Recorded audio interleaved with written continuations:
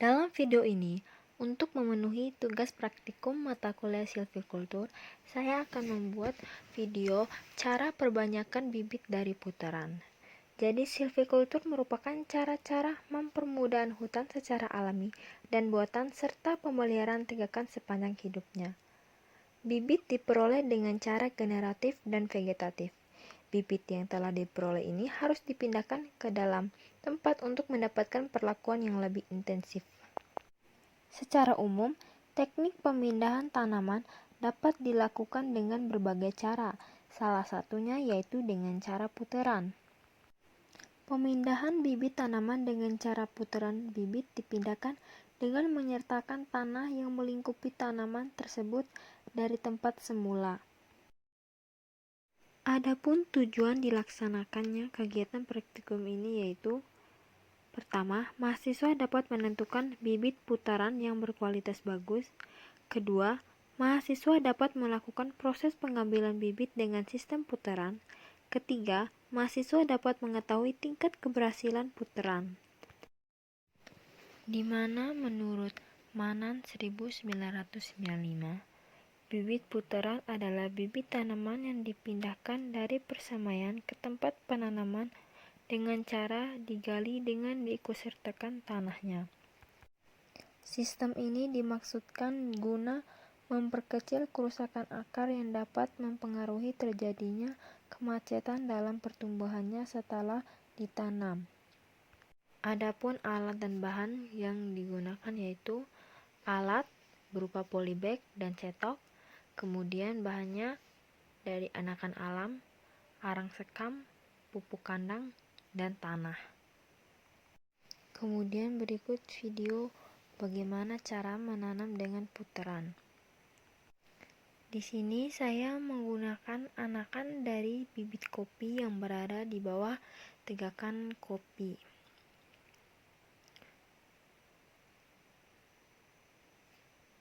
Pertama-tama kita memilih anakan yang berpenampakan bagus. Tinggi anakan yang lebih baik yaitu kurang dari 15 cm. Di sini saya memilih anakan dengan tinggi 14 cm. Dengan keadaan yang masih segar dan berpenampakan bagus. Kemudian saya menyiapkan media tanam berupa arang sekam, pupuk kandang, dan tanah yang dicampur menjadi satu.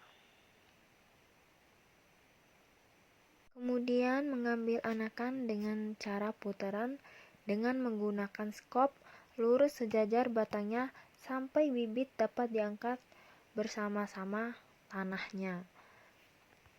Dengan cara tangan kanan menyolet, sedangkan tangan kiri menekan tanah supaya padat. Kalau tanah terlalu kering, supaya diairi terlebih dahulu dengan air. Anakan yang telah dipungut sebaiknya segera disimpan pada media dalam kantong plastik dan angkat beserta tanahnya dan jangan sampai merusak akarnya.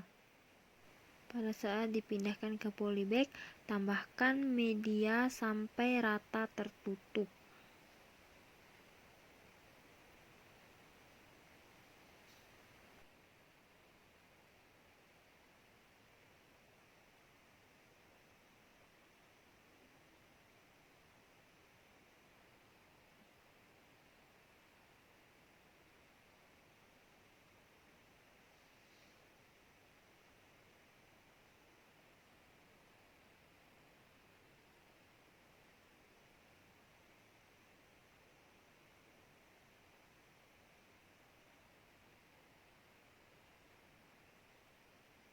Kemudian amati pertumbuhannya setelah 1 minggu, bagaimana kondisi tanaman dan hitung jumlah daun baru yang tumbuh, serta tinggi dari tanaman tersebut setelah 1 minggu.